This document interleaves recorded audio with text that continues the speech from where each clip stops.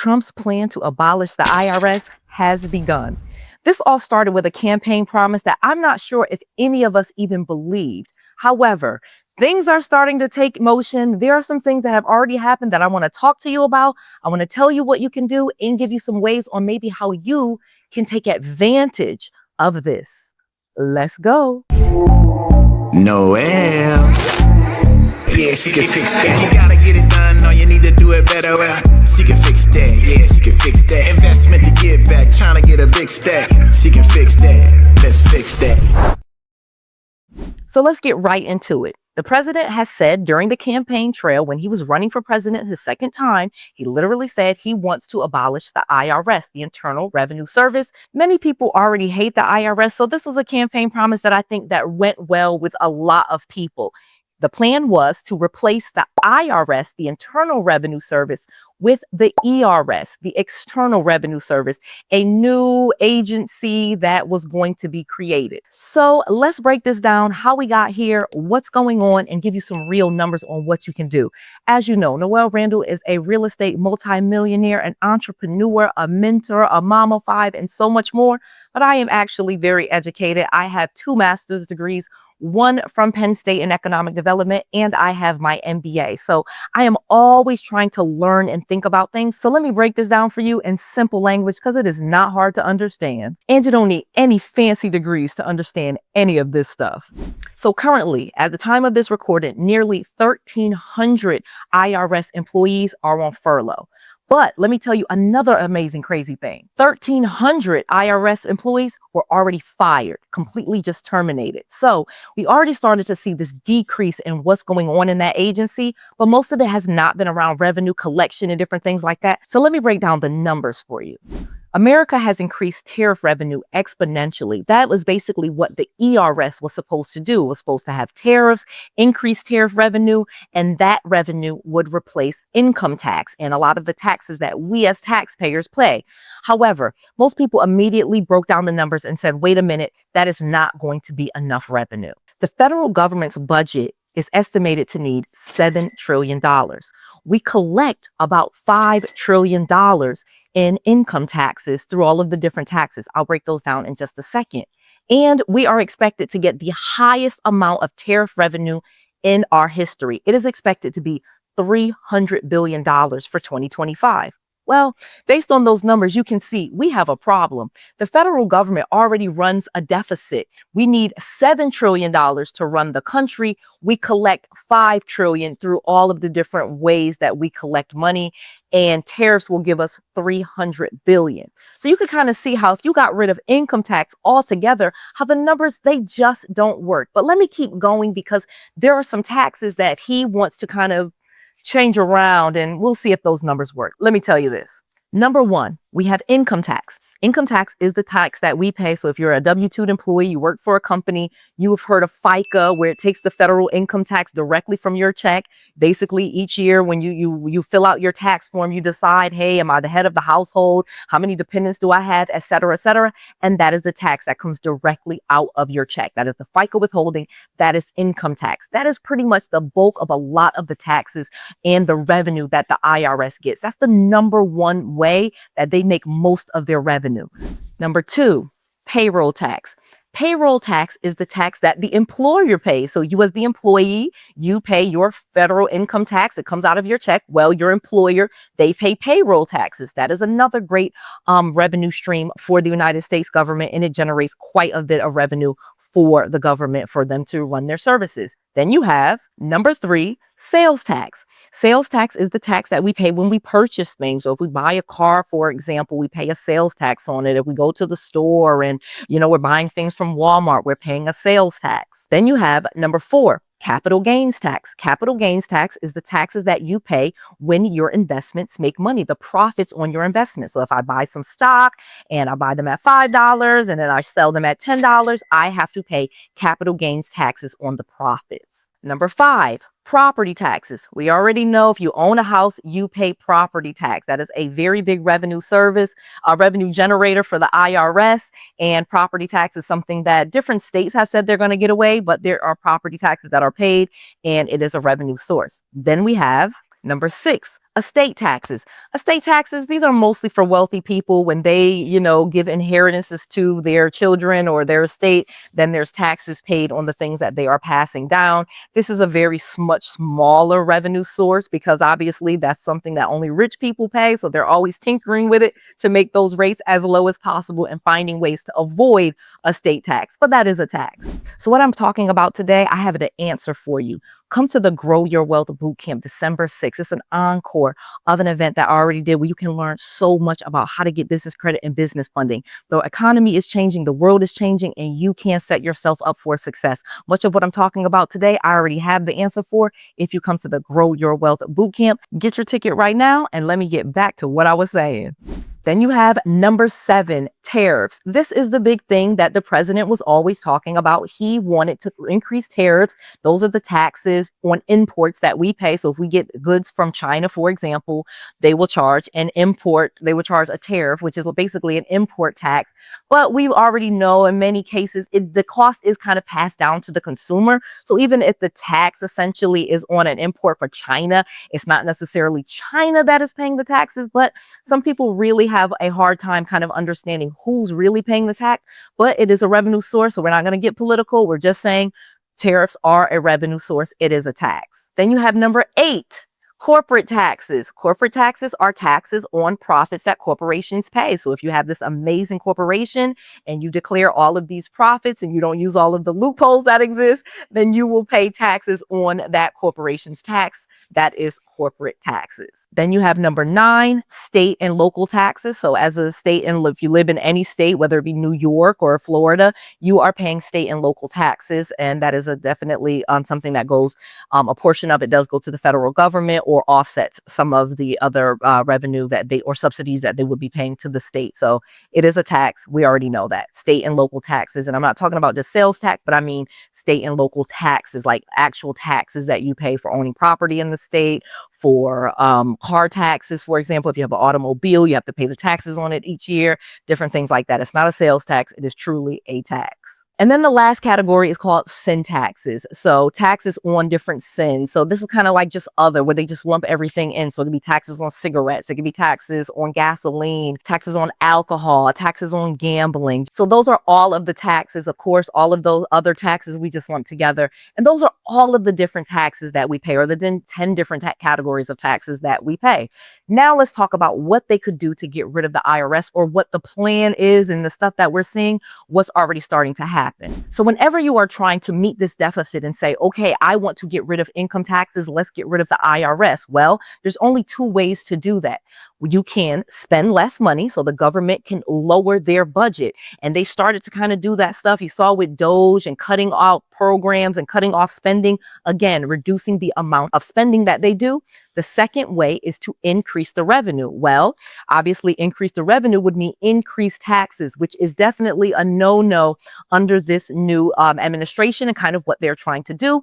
And when you look at the One Big Beautiful Bill Act, the OBBBA Act or whatever, and all of the implementation that we've seen, or the new tax codes that have come into play, let me break them down, because in most cases, they are lowering your taxes and the amount of taxes that you will pay. That's why many people are very happy in that regard. But at the same time, if we already have a $2 trillion shortfall, which I told you, currently we need $7 trillion to run the country. We collect $5 trillion. So it's a $2 trillion shortfall already that existed.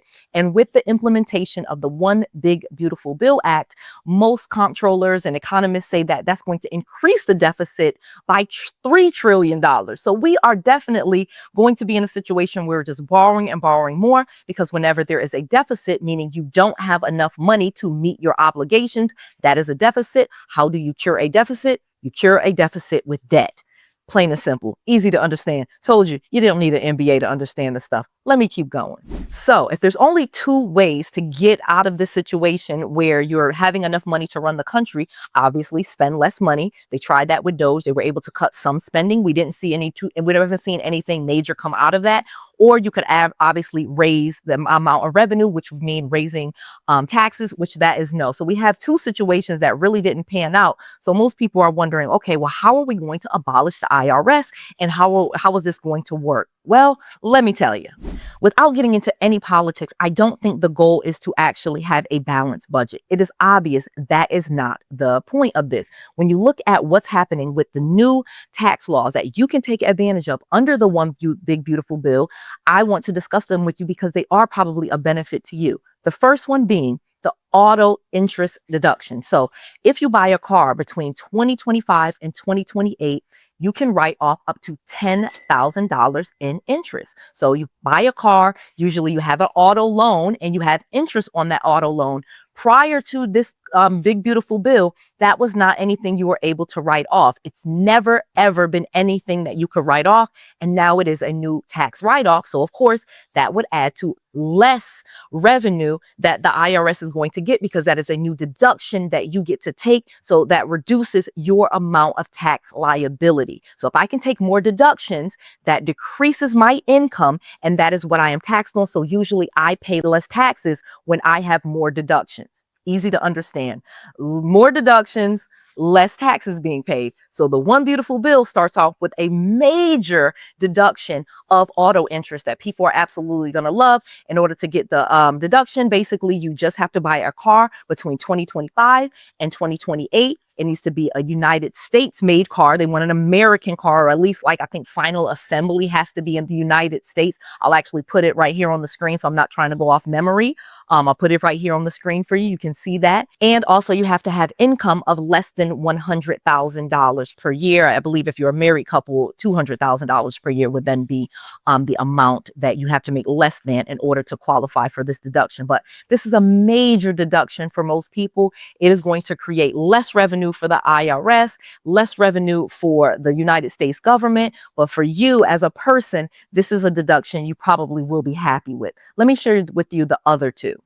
Tip income. You can now deduct tip income up to your first $25,000 in income, and tip income you can actually write off as a deduction. You don't have to pay any taxes on. So this is a major deduction for people that receive tip income. It'll be more revenue for them. They're not paying taxes on the first $25,000 of tip income that they receive. So most people that are doing waitress stuff or valet and they receive tips, they saw this as a very good thing. Obviously, though, this is going to decrease revenue to the United States. So again, one big, beautiful bill taking away revenue from the IRS and revenue paid to the government. Last but not least, the overtime income. So overtime income is no longer taxed. Again, completely new. It's just been implemented with the one big beautiful bill. 2025 is going to be the first year that people are going to have this thing.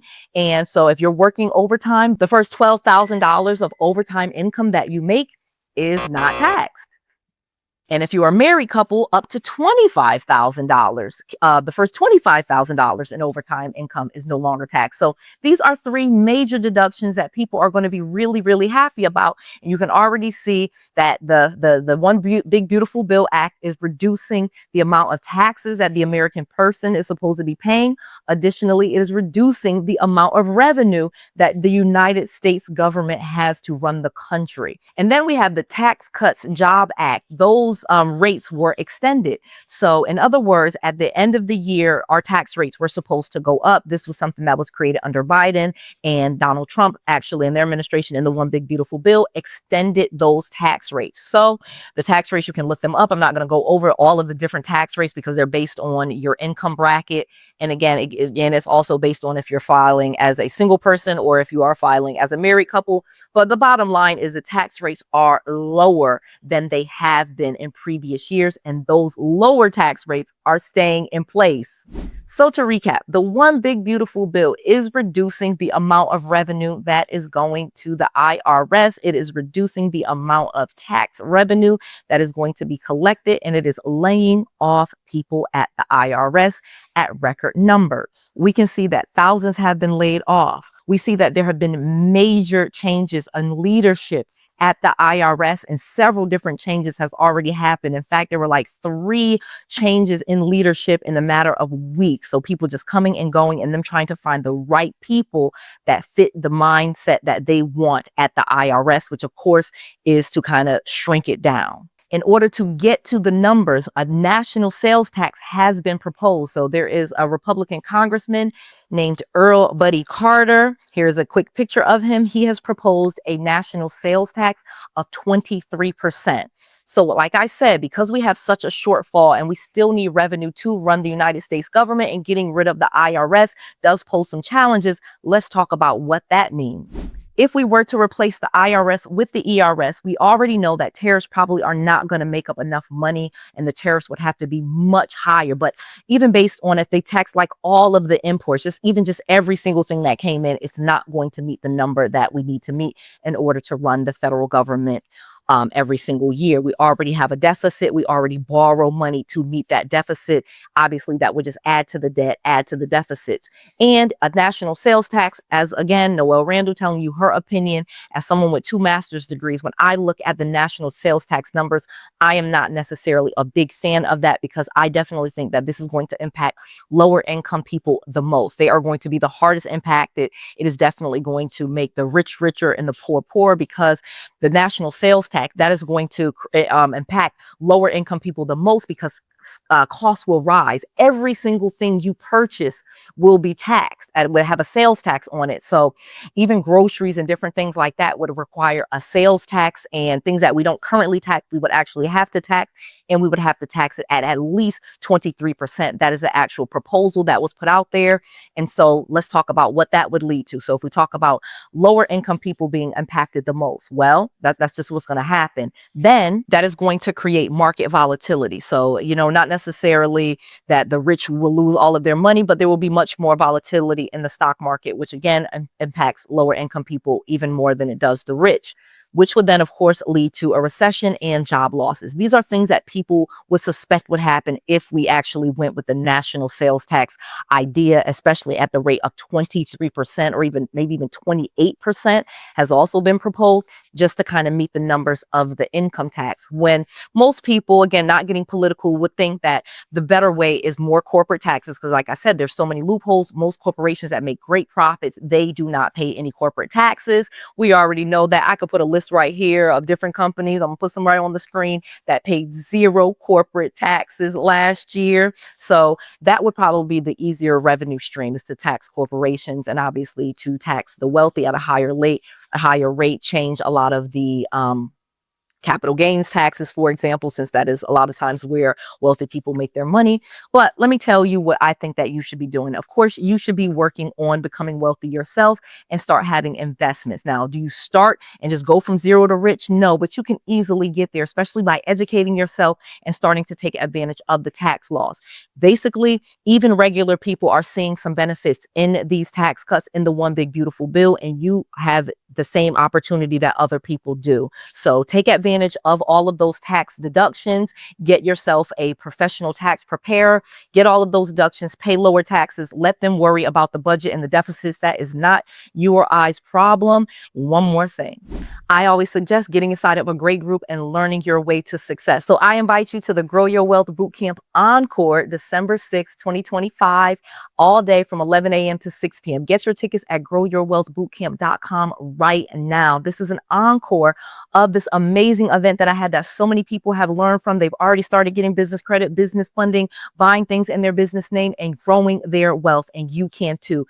Get your tickets to the Grow Your Wealth Bootcamp Encore right now at growyourwealthbootcamp.com. You do not want to miss this. You do not want to get left behind. There are things that you can do to grow your wealth, and you do not need to depend on anybody else for income, for stability, and to live a great life. You can have your own business. You can get funding in your business's name. You can actually pay less taxes, and you can live a great life. And you can learn all of this and more with like-minded people at the Grow Your Wealth Bootcamp. It's all day of learning. It's me and my experts teaching you how to do this. And it is a very small investment for a great big amount of knowledge that you are going to get in this one day of education. Get your tickets right now. Why? Because I want to make sure that you have all of the knowledge, all of the resources, and all of the tools that you need to be successful. This is Noelle Randall. To your success. Let's fix that. All right, let's have a conversation about this one. I need to hear what you think about this. I don't usually get into anything like this, but I need to know, because I need to know what you're thinking. Comment below. Let's talk about it.